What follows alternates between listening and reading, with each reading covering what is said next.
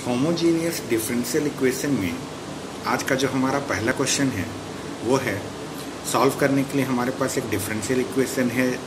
ये differential equation है x dy by D X is equal to Y minus X tan Y upon X. किसी भी differential equation को solve करते समय अगर आपको ये चेक करना है कि वो होमोजीनियस है या नहीं है, तो सबसे पहले आपका जो भी डिफरेंशियल इक्वेशन दिया हुआ है उसे dy बाई डी एक्स के फॉर्म में कन्वर्ट करें। आप जो भी डिफरेंशियल इक्वेशन है जैसा भी है उसे आप dy बाई डी एक्स के फॉर्म में पहले कन्वर्ट करें।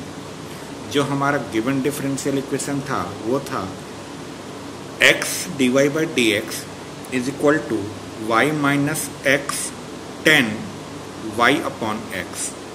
यही डिफरेंशियल इक्वेशन हमारे पास है।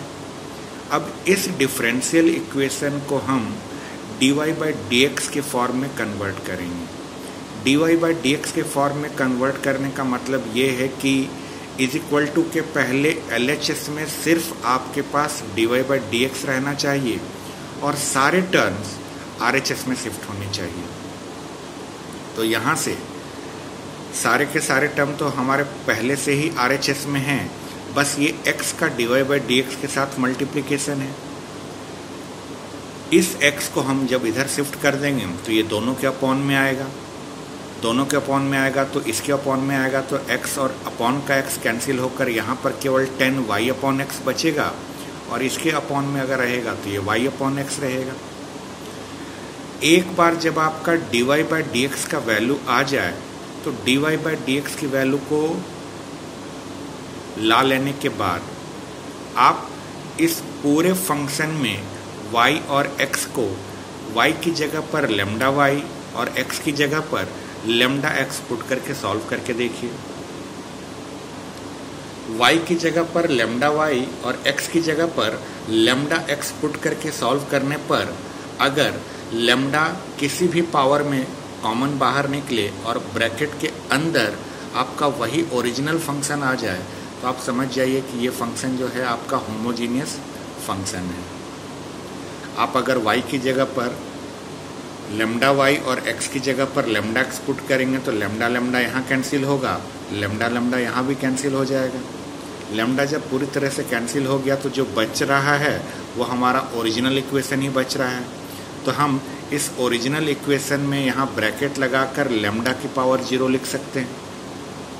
इस तरह से लेमडा का जो यहाँ पावर आ रहा है उसके ब्रैकेट में जो आपका ओरिजिनल फंक्शन बने तब आप समझ जाइए कि आपका होमोजीनियस डिफरेंशियल इक्वेशन है।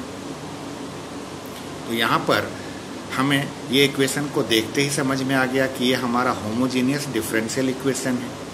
और अगर आपका डिफरेंशियल इक्वेशन होमोजीनियस है तो उसे सॉल्व करने का सिर्फ एक ही तरीका होता है कि आप y की जगह पर vx पुट करें और dy बाई डी एक्स की जगह पर v plus X dv upon D x put करें।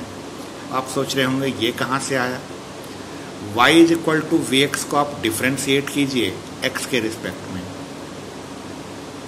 y is equal to V X को आप x के रिस्पेक्ट में डिफ्रेंशिएट करके dy बाई डी एक्स की जब वैल्यू निकालेंगे तो वो dy बाई डी एक्स की वैल्यू आपकी आएगी v plus X dv upon D x.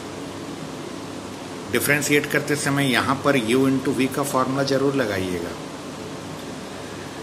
कभी भी अगर होमोजीनियस डिफरेंशियल इक्वेशन को सॉल्व करना है तो होमोजीनियस डिफरेंशियल इक्वेशन को सॉल्व करने का सिर्फ और सिर्फ एक ही तरीका है कि y को आप vx से रिप्लेस करें और dy बाई डी एक्स को v plus X dv upon dx से रिप्लेस करें। यहाँ देखिए हमारा dy बाई डी एक्स है, इस dy बाई डी एक्स की जगह पर हमने लिख दिया v plus X dv upon dx और जहाँ जहाँ हमारा y है उस y की जगह पर हमने पुट किया vx। y हमारा यहाँ पर था और y हमारा यहाँ पर था, दोनों की जगह vx आ गया। vx आने के बाद जो जो टर्म्स कैंसिल हो रहे हैं जनरली x वाले टर्म जो है कैंसिल हो जाते हैं। देखिए यहाँ x कैंसिल हो रहा है, यहाँ भी x कैंसिल हो रहा है। अब आपके पास बच रहा है v plus X dv upon dx is equal to v minus 10v। आप इस v और इस v को ध्यान से देखिए, ये दोनों v कैंसिल हो रहा है। दोनों v के कैंसिल हो जाने के बाद आपके पास बच रहा है x dv upon dx is equal to minus 10v।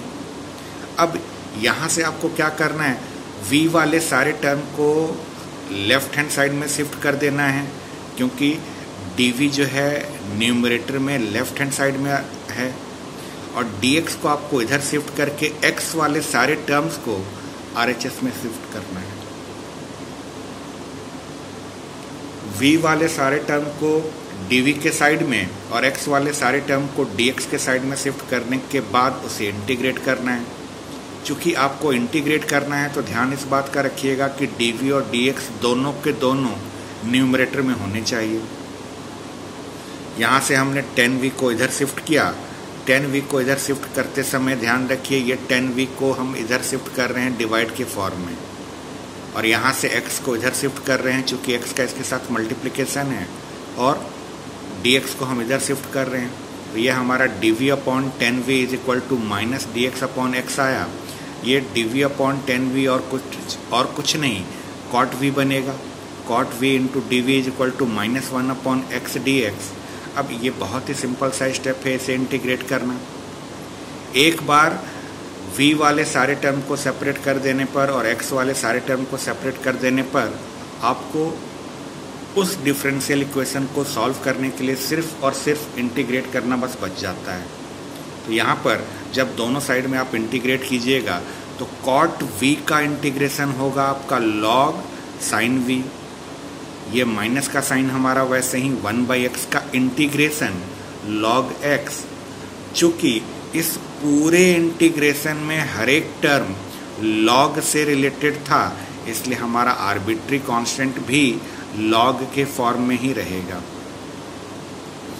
अब इसके बाद यहाँ पर आप अगर इसको ध्यान से देखें तो मैं log c minus log x पढ़ सकता हूँ।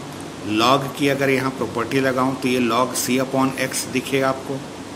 दोनों साइड से log को कैंसिल करने के बाद आपके पास जो बच रहा है वो बच रहा है sin v is equal to c upon x। अब v की आपको वैल्यू पुट करनी है। v की वैल्यू कहाँ से पुट करेंगे, देखिए आपने क्या पुट किया था, y is equal to vx put किया था। यहाँ से अगर आप v की वैल्यू निकालेंगे तो ये हमेशा y अपॉन x आएगा।